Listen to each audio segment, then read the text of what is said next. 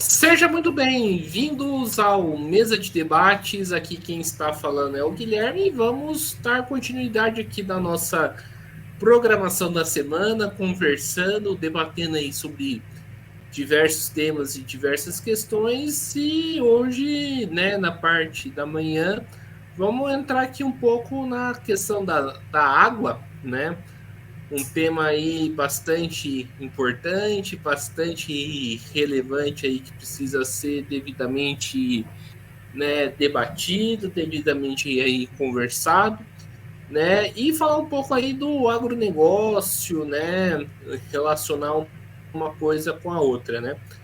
E para falar sobre isso, né, convidei o César, né, ele que é da ODS, né, para falar um pouco aí sobre essas questões que precisam ser conversadas. Enfim, eu vou passar a bola aí para o César, né, para ele fazer sua apresentação inicial antes da gente começar. Olá, todo mundo. Meu nome é César Coelho. Eu faço parte do grupo da ODS de São José dos Campos e venho atuando nos últimos meses por aqui e pela região, junto a pequenos agricultores, junto a uma associação de certificação orgânica também, a Apoena, e fazendo trabalhos com pequenos agricultores de movimentos sociais, como o MST, com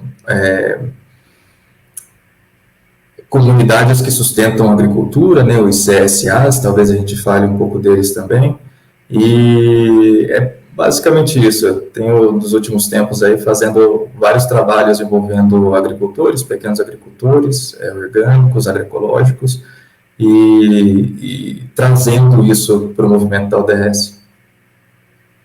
Maravilha, César. Então vamos começar aqui com o nosso papo, né? Falando aí de agricultura, principalmente do chamado agronegócio, né? É correto afirmar que o agronegócio consome boa parte, né, da água que o Brasil consome? Sim, com certeza. O agronegócio, ele é responsável não só pelo consumo da água, o consumo de uma larguíssima porcentagem da quantidade de água disponível que a gente tem, mas também pela contaminação dessa água, né? E por um tipo de prática agrícola que faz com que boa parte dessa água também se perda. Ou seja, é um modelo de negócio extremamente ineficiente, que gera perda de água, contaminação de água, e isso tem consequências que às vezes fica difícil o cidadão ver, porque a gente não tem um contato diário com as fontes de água nossa, né? Isso, do ponto de vista individual, às vezes fica difícil do cidadão perceber, mas que tem consequências muito grandes para a gente, assim, e que o modo como a gente percebe no nosso dia a dia, às vezes é a falta d'água, ou então nas periferias, a visível contaminação da própria água, né, pela falta de infraestrutura e tudo mais também. Perfeito. E, César, falando ainda sobre isso, eu estava lembrando aqui, né, sobre a crise hídrica, né, de 2014, que acho que todo mundo presenciou, né? Eu, na época eu morava em São Paulo, eu lembro que passou um certo horário, não tinha água aí para ninguém, né? Por que mesmo, né, o agronegócio, né, consumindo uma grande parcela da água, a população, né, trabalhadora pagou o pato naquele ano? Se a gente for lembrar um pouco da conjuntura daquele ano, a situação política, né, a gente pode lembrar que não só naquele tempo, né, mas se a gente for ver até hoje, os governantes que são responsáveis, que fazem a gerência da Sabesp, né, eles, pelo menos uns 25 anos, têm como eu posso dizer, tem decisões que vêm crescentemente favorecendo os acionistas da empresa, né? A gente não está tendo aí um movimento agora para a privatização da Sabesp. Então, isso vamos dizer, um estopim de uma situação que vem se avançando faz décadas de sucateamento da Sabesp, pelo menos de uma tentativa de se sucatear a Sabesp, de piorar o serviço da Sabesp, de não fazer as manutenções necessárias, não investir em infraestrutura enquanto governo, né, no caso, enquanto governo estadual, e isso culmina, vamos dizer assim, em anos de estiagem, em anos de seca maior, em épocas de seca maior, resulta na falta de água que a gente viu naquele ano de 2014, né? Assim, a gente pode, não é uma coisa, é uma coisa diretamente relacionada, mas nem tanto, nos últimos anos agora, em que a gente está vendo enchente atrás de enchente, a gente vê a expressão contrária desse tipo de problema. A falta de manutenção, a falta de infraestrutura para se lidar com a água, hoje, por causa do excesso de água, se reflete de outra maneira, né? Então, isso ele é reflexo de o quê? De uma série de ações dos governos que sempre visam o lucro máximo dos acionistas e não aquilo que a empresa foi feita para fazer, que é servir aos cidadãos da cidade, né? Então, precariza-se os serviços para que não se gaste com infraestrutura, para que no final do ano você possa fazer uma boa distribuição de dividendos, entre outras coisas, né? Porque um dos objetivos de vários dos acionistas e de várias pessoas das elites dominantes de fato, a privatização da Sabesp, né? Quem não gostaria de ter um controle de uma empresa que presta um serviço absolutamente vital para a sociedade? Então, essa é a questão principal da Sabesp, que se relaciona com, vamos dizer assim, explica boa parte do que a gente sofreu em 2014 e boa parte do que a gente sofre ainda. Sim. E aquela ideia de que, que muitas das vezes é passado para a população que o problema, né, do consumo de água está, né, no banho ou está na tiazinha que lava a calçada com mangueira? Bom, isso sempre vai ser uma tentativa das pessoas que estão tentando divergir sobre o problema.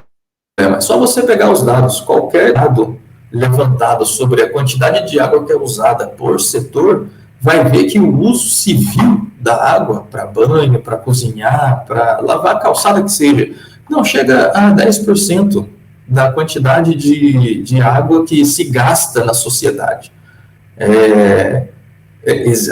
A quantidade de água que se gasta na sociedade nas lavouras é imensamente maior, e não precisa ser assim, entendeu?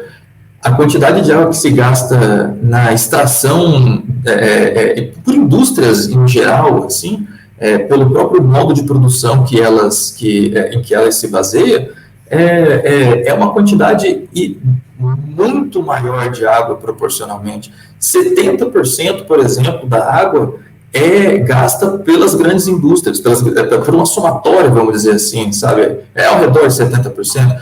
Gasta por uma somatória da quantidade de águas que é gasta pela agroindústria, pelo agronegócio, pelas indústrias, metalúrgica, mineradora e etc.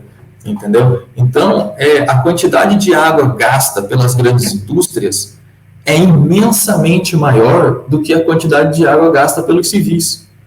Só que quando você vai tentar falar sobre uma solução disso, as pessoas que falam sobre isso, em geral, governantes ou representantes diretos desses governantes, sempre vão tentar omitir essa parte da responsabilidade que as grandes empresas têm, e vai recair a responsabilidade sempre sobre o cidadão. Então, individualiza-se o problema, tenta-se colocar a responsabilidade em cada cidadão, como uma maneira de simplesmente fazer ele pensar que é responsabilidade dele, quando não é, quando nunca foi, entendeu? E quando sempre foi e continuará sendo do modo de produção que a gente vive na sociedade, infelizmente. A gente estava falando aqui do agronegócio, né? Do como que o agronegócio consome água. Você que trabalha que tem relação aí com movimentos sociais na parte da agricultura, né? Citando aí o MST, né? Movimentos do campo. É possível ter um outro consumo de água na parte da agricultura? Absolutamente, absolutamente, é sim. Olha, deixa eu colocar a seguinte visão para você. Quando você olha para uma grande lavoura, uma lavoura latifundiária mesmo assim, de qualquer coisa, a primeira coisa que a gente pode imaginar é que lá está plantado apenas uma coisa. Pode ser o que seja, milho, soja, arroz, mas vai ser plantado apenas uma coisa, uma extensão gigantesca dessa uma coisa. E essas plantações, as raízes delas são muito superficiais, são plantas pequenas. Isso não é, vamos dizer assim, um ecossistema. Isso é um deserto verde, que eles chamam. Uma monocultura para os pequenos produtores, para as pessoas que praticam a agroecologia, por exemplo, é um deserto verde. Você não tem um ecossistema, você não tem... Aliás, a pouca vida que tenta se criar, que tenta resistir ali, além do que se planta, mata-se com agrotóxico, né? Então, faz-se um espaço, prepara-se um espaço para o crescimento de apenas uma coisa, que é uma situação que não tem nada a ver com a situação natural, né? Ela vai, de fato, contra a situação natural. E para que você faça isso, para que você chegue nesse tipo de situação, você gasta água de diversas maneiras. Primeiro, você gasta água de uma forma muito indiscriminada para fazer a irrigação, certo? E por que você precisa fazer isso?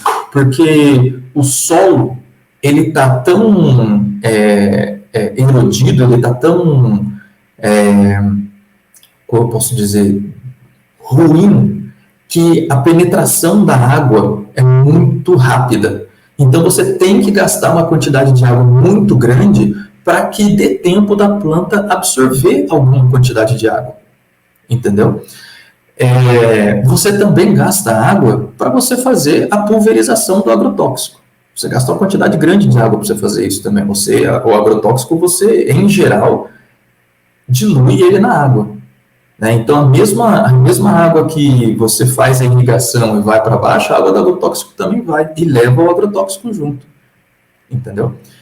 E essa água, ela acaba por contaminar o destino final da água, que é os lençóis freáticos e tal. E essa água, por causa desse solo, está até mesmo às vezes arenoso, ele vai ficando de baixa qualidade, porque você vai plantando de novo a mesma coisa, ele ganha essa característica de não ser um solo que prende nada, entendeu? Então isso requer cada vez mais o uso de água, para que você consiga irrigar a planta e tudo mais. Agora, quando você fala, por exemplo, de outros modos de produção, e o modo de produção que eu posso falar um pouco, por ser o meu envolvimento, é o modo de produção agroecológico. No modo de produção agroecológico, você não planta uma coisa só. Você tenta, dentro de certos limites, mimetizar a natureza. Então, você planta coisas que têm uma estatura baixa, no caso, a poucos metros de uma linha de árvores. E qual que é a diferença que isso causa no solo? A árvore, ela é uma bomba de água natural.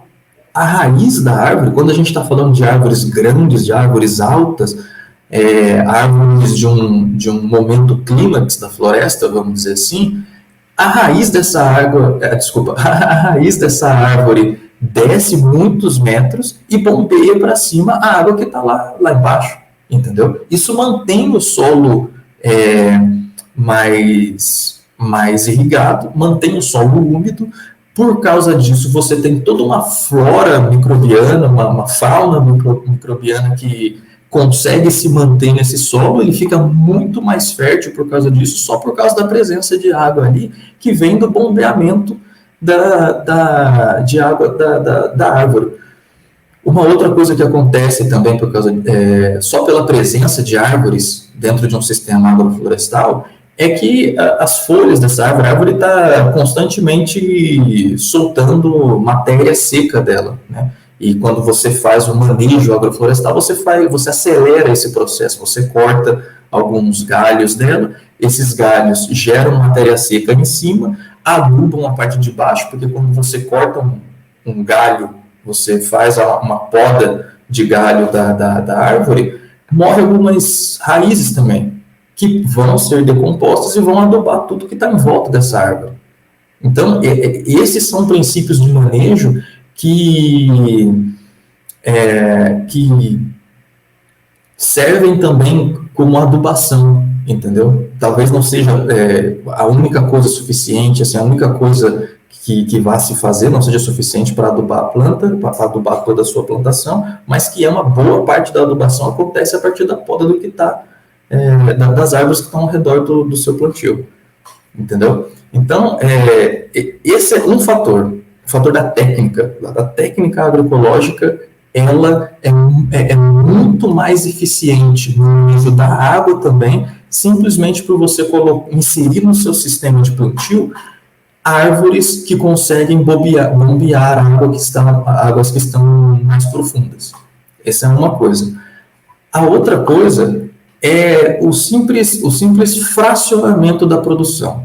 Tá? A agroecologia, ela não é uma coisa muito escalável, no sentido de você não pode ter, por exemplo, não é que você não pode ter, você até pode, mas é menos, vamos dizer que ela é menos escalável, você não conseguiria ter um latifúndio agroecológico, por exemplo, entendeu? Por causa do tipo de manejo que é feito, o maquinário que é colocado. Então, a agroecologia, ela é uma proposta que ela não pode ser tanto desassociada de outras questões que não pertencem só à água, que não ficam só na discussão sobre a água, mas ficam na discussão sobre a redistribuição de terra também. Ela é um sistema que ela só funciona, ou ela funciona melhor, a sua maneira mais eficiente de funcionar é em pequenas propriedades, entendeu? Ou em pequenos cultivos, pequena produção. E tendo essa pequena produção, você tem a oportunidade de fazer um uso mais inteligente da água também, entendeu? Utilizando fontes de água local, utilizando elas dentro de algumas limitações que a própria geografia te impõe ali, mas você, lidando com pequenas propriedades, você se vê tendo que fazer um uso mais eficiente da água, até mesmo pela limitação, até mesmo pela quantidade de recursos, entendeu? Quando você é um latifundiário, você dispõe não só de uma quantidade grande de recursos, de dinheiro, como você dispõe de lobby político, e isso pode fazer com que você use uma quantidade indiscriminada de água e não vai importar muito quem que você está afetando, entendeu? E quando você é um pequeno produtor, se você for pensar na mesma área de latifúndio, dividida em inúmeros lotes, vamos dizer assim, e essas pessoas tendo que compartilhar a água, elas vão sofrer as consequências de um uso desenfreado da água. Elas são muito mais povo do que o latifundiário, vamos dizer assim. Então, a água, o uso da água ali, ele necessariamente passa a ter que ser mais racional, ele passa a ter que ser mais inteligente, mais eficiente. E isso é possível, isso é absolutamente possível, entendeu? Você faz sistemas de captação de água de diversas maneiras, que são coisas que o latifúndio não faz. A gente tem que fazer toda hora essa comparação entre o latifúndio e a pequena propriedade, porque são as experiências que a gente tem na sociedade que mostram como a utilização da água na produção agrária pode ser mais inteligente do que o agronegócio faz, entendeu? Eu estou fazendo essa comparação um pouco por causa disso. Então, existe num sistema... desculpa, eu quero refazer essa frase. Uma utilização mais inteligente da água, ela passa por por redistribuir terras e por mudar o modo de cultivo. Essas são as duas coisas que eu acho que fazem a utilização da água uma coisa um pouco mais eficiente, mais inteligente, entendeu? Pelas técnicas que já existem, vamos dizer, pelos modos e experiências sociais que a gente já tem de utilização da água. Maravilha. Eu estava pensando aqui, né, em relação a várias coisas que você estava dizendo, né? E, na verdade, antes de continuar, eu tenho uma dúvida, né? Voltando um pouco da crise hídrica, né? Teve a crise hídrica, né? A Cantareira chegou a níveis, assim, bem baixos, né? E, ao mesmo tempo, né, no final da crise hídrica, né, começou a ter um índice, né, de chuva que deu uma certa estabilidade relativa. Agora é o seguinte, passou 10 anos, né, da crise hídrica, né, vai passar 10 anos esse ano, e ninguém mais toca no assunto, né, como que tá a Cantareira, né, ninguém fala mais, né, porque o modo de produção continua. E mais, o modo de produção continua, mas de uma maneira muito mais acelerada, né, do que era naquele ano, né? E o pessoal não fala mais de crise hídrica, por quê? Então, as pessoas não falam mais de crise hídrica porque a gente está num contexto em que a situação se inverteu, né? A água, ela passou de ser um problema pela falta dela para ela ser um problema pelo excesso dela. Em 10 anos, as mudanças climáticas se tornaram evidentes de uma outra forma, né? E isso, vamos dizer, gerou uma outra situação. Mas veja bem, se você reparar, o movimento que há 10 anos atrás,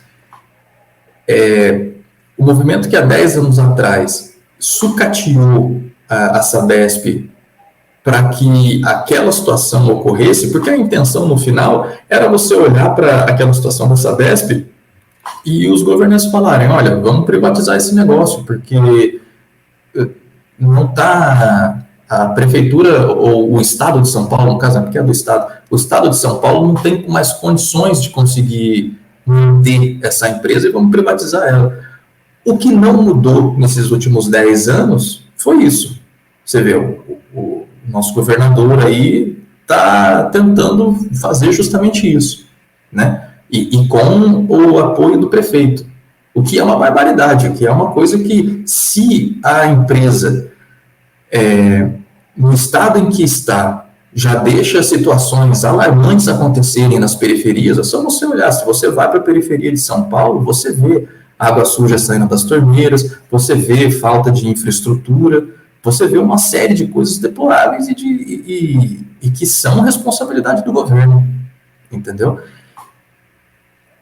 Hoje, 10 anos depois, você vê a mesma tentativa, você vê que pouco foi feito no sentido de aumentar a infraestrutura de fornecimento de água, pouco foi feito, ou o mínimo foi feito, para que você não chegue mais num estado alarmante de níveis de água, no sentido de manutenção, no sentido de serviços de infraestrutura interna da Sabesp para esse fornecimento. Mas a periferia continua tendo, do mesmo modo que a periferia sofre com falta de energia também, ela sofre com falta de água. A água continua sendo, para quem vive na periferia, eu não moro em São Paulo, moro em São José dos Campos, mas até mesmo aqui em São José dos Campos, que é um lugar permeado por rios também, você tem nas periferias falta de água. Mensalmente você tem umas 2, 3 faltas de água aí, entendeu? Em São Paulo é a mesma coisa. Para quem está na periferia, isso é um problema constante. É que a gente não vê, as pessoas não têm voz, entendeu? Então, isso é um problema e continua sendo um problema da mesma forma que era lá atrás. Você mesmo disse, a água vamos dizer assim, o modo de produção não mudou, a quantidade de água sendo usada pelas indústrias e pelo agronegócio não mudou, continua a mesma coisa, e a falta de água que alguns setores da sociedade têm, diga-se, os setores mais pobres, continua também. Só que o que continua também é a falta nossa de percepção sobre esses locais por eles não terem voz, entendeu? Então, todo esse quadro, em 10 anos, ele não mudou, tá? E assim como também não mudou o ímpeto dos governantes, a vontade e o movimento desses governantes de vender a Sabesp. Então, tudo isso é um conjunto de ação só, para que você tenha setores estratégicos da nossa sociedade cada vez mais nas mãos privadas, visando lucro. Sim, e uma vez privatizado a Sabesp, qual que vai ser a consequência para a população? Olha, a gente já tem diversas experiências sobre isso, tanto nacionais quanto internacionais, no setor de energia e no setor de água. Diversas empresas estatais do fornecimento de água e de energia foram privatizadas na Europa há, sei lá, 20 anos atrás, 30 anos atrás. Não durou 10 anos. Todas elas foram reestatizadas, porque as pessoas perceberam a armadilha que isso é. Então, para que houvesse um reequilíbrio da sociedade, um reequilíbrio do fornecimento de água lá, as pessoas, os governantes se viram até forçados a reestatizar a água e a reestatizar a energia elétrica. A mesma coisa tem acontecido aqui. Você tem empresas estatais que são controladas, no caso, por estados, né, daqui do Brasil, que já foram privatizadas e que estão em um estado de calamidade inacreditável. Você vê, acho que, se eu não me engano, em Roraima, você teve no último verão uma série de problemas com isso, com falta de energia, por causa de problemas que a empresa privada que tomou conta do fornecimento de energia se viu incapaz de fazer as manutenções necessárias para isso, e as populações de lá chegaram a ficar um mês sem fornecimento.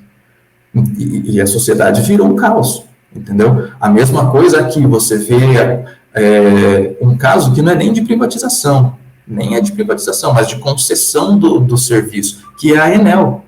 Né? A Enel está com a concessão tem uma concessão de uma empresa italiana que está fazendo fornecimento de energia agora, e nesse verão deu o caos que deu. Né? Recebeu dinheiro para fazer uma série de melhorias de infraestrutura, não fez, e o que acontece é isso: você tem uma série de inações na empresa referente aos serviços que são necessários. O dinheiro que ela recebe, ela divide depois, no final do ano, em dividendos entre os acionistas, ou seja, ela faz todo um modo de operar que visa o lucro. Simplesmente isso. E se daqui a 2 anos, 3 anos, ela perder a concessão, para a empresa, no final das contas, não importa tanto. Porque o lucro para os acionistas dela, ela vai garantir por um certo tempo. Entendeu? E quanto mais tempo o poder de lobby desses acionistas conseguirem com os governantes, melhor.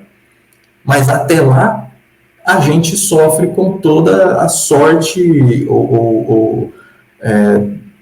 de coisas que possam acontecer por essa falta de manutenção, essa falta de fornecimento dos serviços. Então, assim decorre o ciclo das privatizações.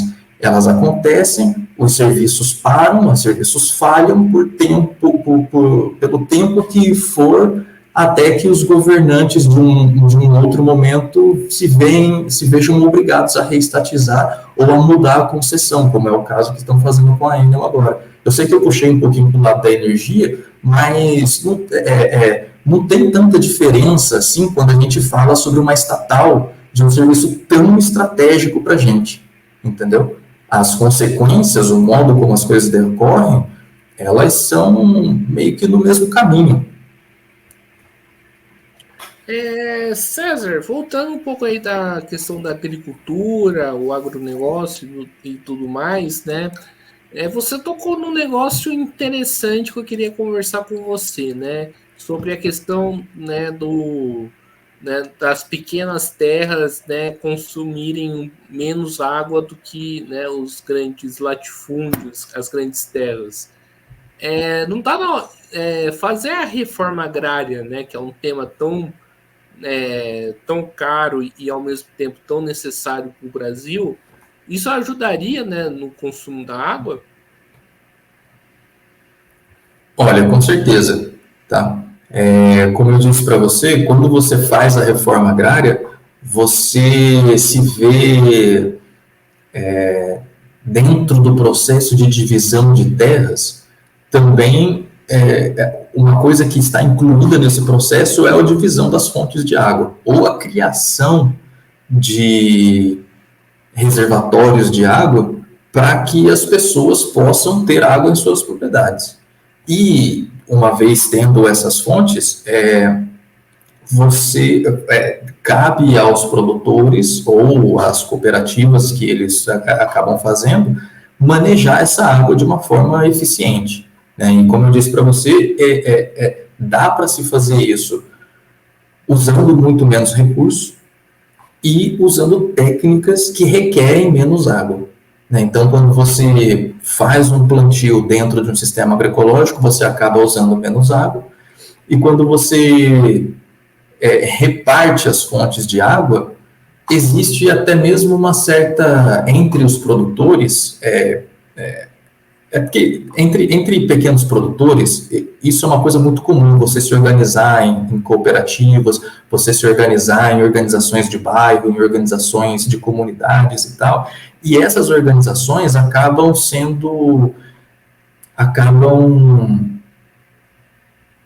como é que eu vou dizer?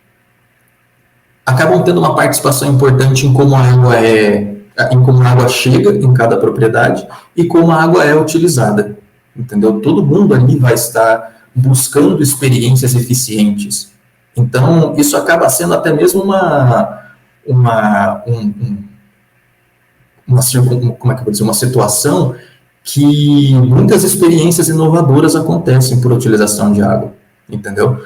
Só para você ter uma ideia, aqui no assentamento Nova Esperança, em São José dos Campos, você tem a criação de açudes, né? Então, as pessoas vieram para cá, o assentamento aconteceu num lugar onde não tem um contato direto com uma fonte natural de água, então eles tiveram que cavar grandes açudes nas suas terras, nos seus lotes, vamos dizer assim, e esses açudes são a única fonte de água que eles têm.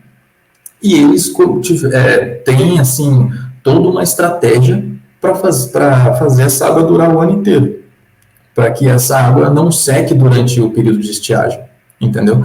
Então, as experiências que eles acabam criando para manejar a água, as experiências que vão funcionando vão se replicando. Os outros assentados também vão aplicar elas e tal, porque são experiências que, se funcionam para um, na média vai funcionar para o outro também, porque tem que ser barato e tem que ser eficiente no sentido de dar esse resultado de a água durar o ano inteiro, né? Uma outra experiência, por exemplo, são experiências de captação da água de chuva, né, que tem até uma experiência dessa que o MTST, né, que aí já é o movimento urbano e tal, fez nos seus acampamentos na periferia de São Paulo várias experiências muito bem sucedidas de captar água, porque eles sofrem com a mesma questão de falta de infraestrutura, né? Dentro do acampamento não tem encanamento, não chega a água da Sabesp, né? Então eles têm que fazer a sua própria dar as suas próprias soluções, vamos dizer, e algumas soluções que eles deram para fazer essa captação de água de chuva, para usar na lavoura que seja, entendeu? Porque muitas desses acampamentos têm uma hortinha também.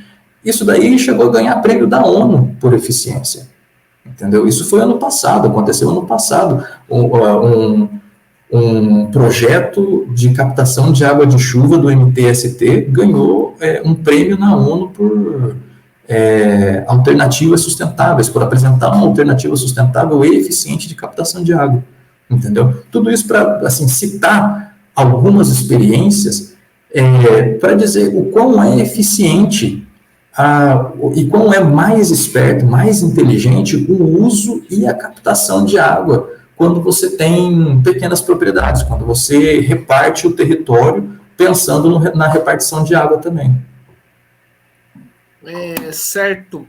E falando ainda sobre o agronegócio, né, o modo de produção, né, do agronegócio, que é visado, né, para o lucro, né, isso contribui aí pela escassez de água, pela precarização do solo e tudo mais? Sim, com certeza. Bom, como eu disse no começo, basicamente toda a utilização de água do agronegócio é uma utilização ineficiente. É uma utilização de água que, pelo próprio modo de produção, gasta-se muita água, né? E por causa disso é ineficiente, né? Gasta-se uma quantidade inacreditável de água porque o solo como é que eu posso dizer? O solo ele não retém água nenhuma. Essa água ela vai para baixo muito rápido. Então, para que você consiga fazer uma irrigação do solo, você tem que ter você tem que gastar uma quantidade de água muito grande, né? E numa área muito grande, entendeu? Então, isso é um uso de água burro, se eu puder dizer assim, entendeu? É um uso de água que só faz perder água, sabe? Então, você concentra terras, você concentra o uso de água e você, como resultado disso, acaba privando uma grande quantidade de pessoas da área urbana de uma água que, teoricamente, é sua por direito. Entendeu? Então, está aí uma boa parte da ineficiência desse modo de produção latifundiário. E isso sem contar a água que é gasta, por exemplo, para você fazer o processamento depois da colheita. Você tem a colheita desse produto e muitos desses produtos você gasta uma quantidade de água inacreditável também para você lavar a produção, para você processar a produção de alguma forma. E aí, nesse ponto, você pode colocar não só o agronegócio, mas também os ruralistas de modo geral, né, porque até mesmo para a produção, até mesmo para o processamento de carnes, de carne bovina e tudo mais, você gasta uma quantidade inacreditável de água num modelo de negócio que também é muito ineficiente, entendeu?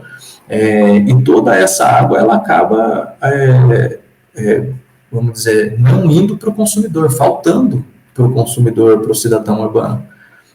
E também para o cidadão rural, muitas vezes. E isso para falar sobre a utilização da água, né, que é ineficiente, mas também se a gente colocar o uso do agrotóxico, que acaba também minando muitas dessas fontes de água, acaba contaminando o solo por onde passa, contaminando o lençol freático. A gente pode dizer que o modelo de produção da agroindústria ele é terrível nesse sentido. Ele gasta muita água e a água que sobra, ele contamina, certo. E César, né, continuando aqui o nosso papo, uma coisa, tanto eu, tanto você somos de São José, e aqui em São José existe todo o debate, né, acerca do banhado, né, que é um lugar que tem aí, né, seus rios e tudo mais, né? Qual que é a importância aí da preservação do banhado, né? E qual que é o papel que as famílias, né, que hoje, né, moram no banhado têm na preservação do banhado para você? Tá. Essa é uma questão muito interessante. E, bom, se você também é de São José, eu vou dizer que eu sou daqui do Alto de Santana, cara. Eu estou do outro lado do banhado, né? Se você pegar o banhado e vir até o Rio Paraíba, atravessou o rio, eu estou ali desse lado, né?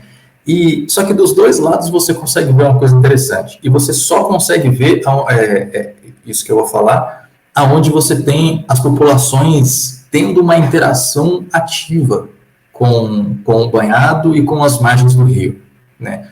Que é o quê? Se você reparar bem, aonde tem a população do banhado, você tem floresta no banhado. e floresta grande, com árvores grandes já, que representam muito bem a história desse povo ali, entendeu? Tem gente que tem família que está lá, sei lá, 100 anos, cara. E são famílias que vêm buscando, até mesmo pela sua condição de pobreza, maneiras de sobreviver, maneiras por não conseguir muitas vezes passar por empregos, formais ou informais que sejam, passam pela agricultura, do modo como elas podem fazer. Então, essa agricultura que eles se veem, que eles fazem como modo de sobrevivência, muitas vezes, quando você olha para o banhado, você vê lá, cara, bananas, linhas de árvore com manga, com abacate, com, cara, o que quer que seja, entendeu? Se você anda no banhado, desculpa, se você anda no banhado, cultivo de várias coisas que para muita gente é estratégia de sobrevivência, cara. Agora, me ouve? Opa, tô escutando sim. Opa, você me ouve? Opa, deu uma travadinha, mas... Perdão. Tá certo, então. Enfim, então, se você olha para essas populações do banhado, aonde há esses grupos vivendo ali embaixo, você tem sistemas de plantio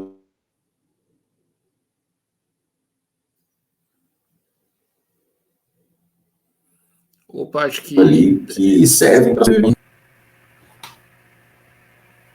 Opa, acho que Voltei? nós estamos tendo aqui algum problema. Pode continuar, ô César. Tá bom, obrigado.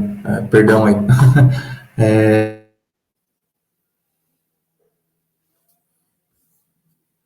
Enfim, então, só para tomar noção. Ai, meu Deus. Perdão, aí agora eu acho que foi.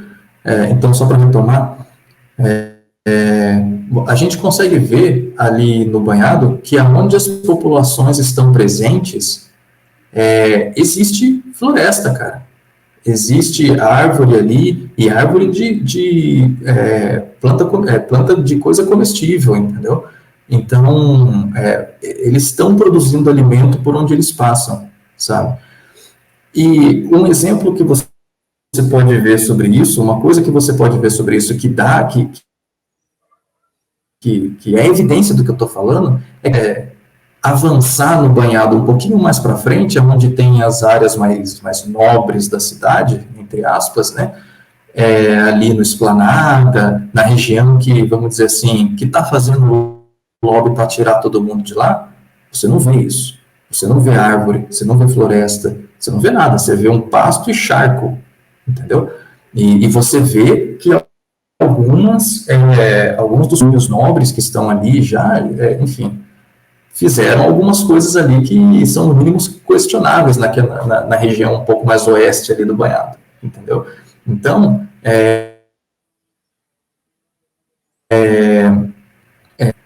esse contraponto ali, as pessoas, a importância das pessoas que estão no banhado, ela se dá pela preservação da natureza e pelo manejo dos pequenos trechos de floresta que tem ali, como um modo de sobrevivência, que é uma coisa que é só você chegar um pouco mais das áreas nobres, não tem, entendeu? Acaba. Então, para mim, essa é parte da imensa importância que esse povo tem. E isso só para falar no sentido da água e da proteção da natureza ali, da proteção da área verde que compõe o banhado, entendeu? E aí, se você me permite falar de uma outra área, aqui, por exemplo, no Alto de Santana, que é o outro lado do banhado, né? Acontece a mesma coisa. A mata ao redor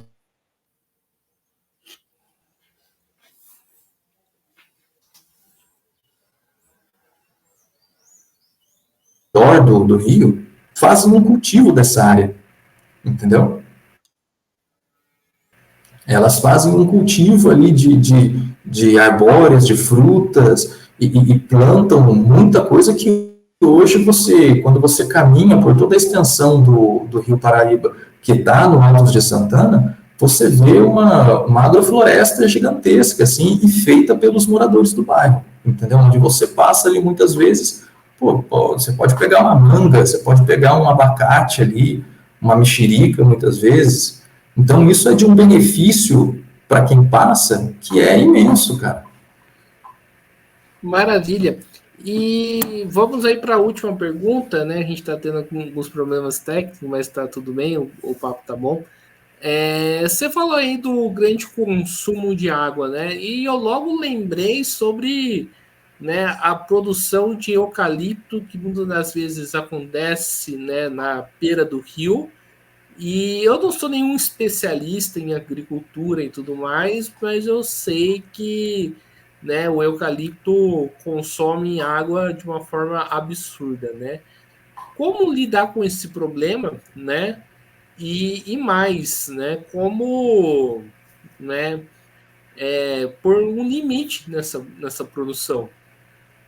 Uhum. Olha, só para eu entender, você sabe mais ou menos quais áreas do Rio que tem uma quantidade maior de eucalipto? Eu faço a pergunta porque eu realmente também não sei. Eu não, como eu falei, não sou nenhum Aham. especialista na área e tudo mais, mas eu sei que eucalipto consome muita água, né? Sim, então, o eucalipto ele consome de fato muita água, mas uma coisa que, vamos dizer, agrava essa situação, ou não vou dizer agrava, mas torna ela de fato ruim, o monocultivo. Né? Quando você coloca uma densidade enorme de eucalipto numa mesma área, aí sim ela se torna um problema. Lá na agrofloresta, por exemplo, no sistema agroflorestal, cultiva-se eucalipto, porque o eucalipto, apesar dele secar bastante a região, ela também tem uma raiz profunda, ela também consegue bombear um pouco de água, mas ela torna-se um problema quando você faz um monocultivo de eucalipto numa área de uma extensão um pouco maior, né? E aí o problema ele não é só pelo eucalipto, ele é justamente pelo monocultivo, né? Porque daí você impõe numa área grande uma drenagem muito grande de água, né? E aí esse solo empobrece, esse solo seca, ele perde muito da vida de micro-organismos que ele tem embaixo dele, e isso vai fazendo só perder fertilidade, né? Então, isso de fato acontece. Mas se o eucalipto é colocado dentro de um sistema diverso, onde você tem várias plantas, onde você tem um manejo correto dele, ou seja, onde você está sempre podando, fazendo podas nas árvores todas e tal, ele beneficia todo mundo também, entendeu? Então, no meu entendimento e da prática agroecológica que eu tenho visto, as pessoas plantam eucalipto também. Ela tem a sua função, sabe? Só que a questão é justamente essa, é o como ela é plantada, né? Perto da água, ele pode sim ser ruim para a mata ciliar se ele tiver plantado em monocultura numa extensão grande. Entendeu? Se ele tiver plantado numa extensão pequena, às vezes não vai influenciar tanto. Mas existe uma área, e aí eu não vou saber dizer para você exatamente o tamanho da área, até mesmo porque isso vai depender da quantidade de água. Mas a partir de uma certa área de monocultivo, ela se torna, assim, ruim, deletéria para o ambiente ali. Mas existem de uma forma que é boa para o ambiente, é só diversificar. Então, acho que é isso aí, pessoal. Estamos encerrando mais uma entrevista do Mesa de Debates. Quero aqui agradecer a participação do César pelo bom papo aí que tivemos, né? Eu acho que é um tema bastante importante, da qual, né, consegui aprender bastante também. E passo a bola aí para ele fazer suas considerações finais.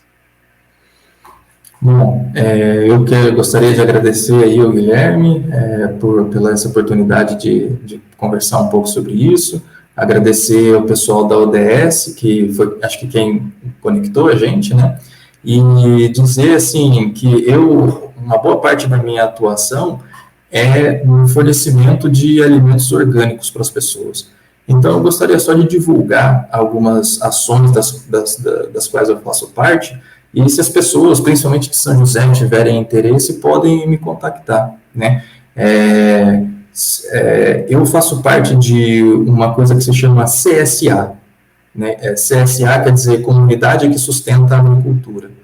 A comunidade que sustenta a agricultura ela é um modelo de negócio circular, um modelo de negócio local, que tenta juntar pessoas interessadas em adquirir alimento orgânico e coloca ela em contato direto com o produtor. Então, eu organizo uma CSA, eu organizo uma comunidade que sustenta a agricultura, junto a alguns produtores do assentamento do MST em São José, né, lá no Nova Esperança. Para quem não sabe onde é naquela estrada do Antigo Luso. O final dessa estrada dá nesse assentamento, né? O final da parte asfaltada, vamos dizer, dá no assentamento, e basicamente a CSA, ela é formada por um grupo de pessoas que quer o fornecimento dos alimentos orgânicos, elas pagam uma quantidade mensal, e a gente fornece semanalmente uma cesta de alimentos, né? E eu faço a logística disso, a gente tem um ponto de encontro numa feirinha toda semana para pegar esses alimentos. Então, eu gostaria de dizer que isso é uma alternativa, porque o que acontece geralmente, vamos dizer, no mercado convencional?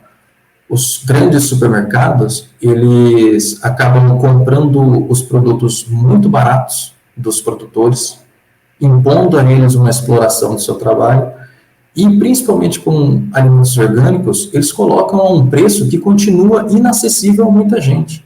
Se você vê, a gente está na nossa sociedade sofrendo com uma grande quantidade de problemas devido à alimentação, produtos ultraprocessados, e tudo porque os alimentos que são de fato saudáveis continuam inacessíveis. E isso é uma ação colocada pelo mercado ou por quem controla o mercado de distribuição de alimento.